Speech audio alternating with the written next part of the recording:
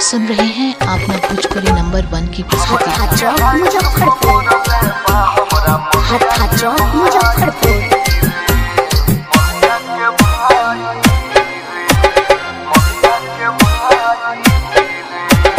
जिला में कोई मिलत नइखे सुनु दवाई रे, जिला में कोई मिलत नइखे सुनु दवाई रे। हमरा के हाय सुख मोरले बा हमरा मोलिया के भाई रे, हमरा के हाय सुख मोरले बा हमरा मोलिया के भाई रे।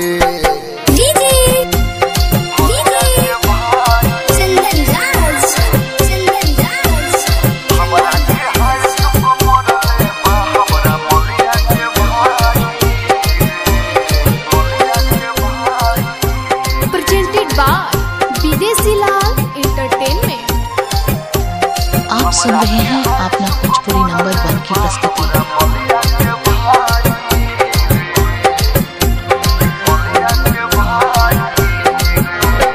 गोइल रही हमहू मिले घरवा के पीछे, तले भेटा हुए भाई ऊपर हाथ धोके लगवे खींचे। आप सुन रहे हैं आपने भोजपुरी नंबर 1 की प्रस्तुति। गोइल रही हमहू मिले घरवा के पीछे, तले भेटा हुए भाई ऊपर हाथ धोके लगवे खींचे। हमारा लगे कुछ रहुए ना मुदे हुए पिस्टल सटाई रे, हमारा लगे कुछ रहुए ना मुदे हुए पिस्टल सटाई रे।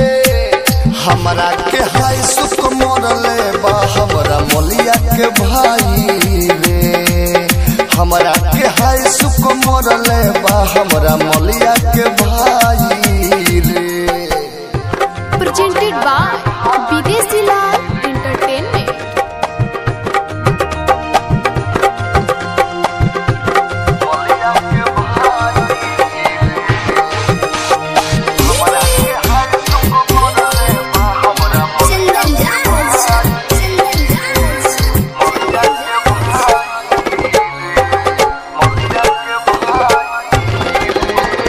ढेर दिन से रहुए जाना हमनी के लोभ वाला बतिया, का जाने कैसे पता लाग गवे वो दिन के हो रतिया।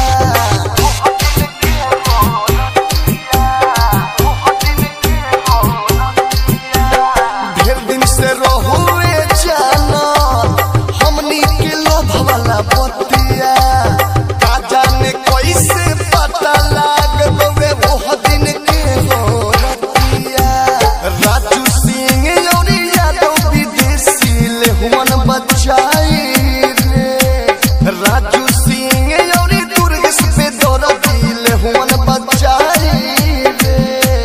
हमरा के हाय सुख मोरले बा हमरा मोलिया के भाई रे, हमरा के हाय सुख मोरले बा हमरा मोलिया के भाई रे।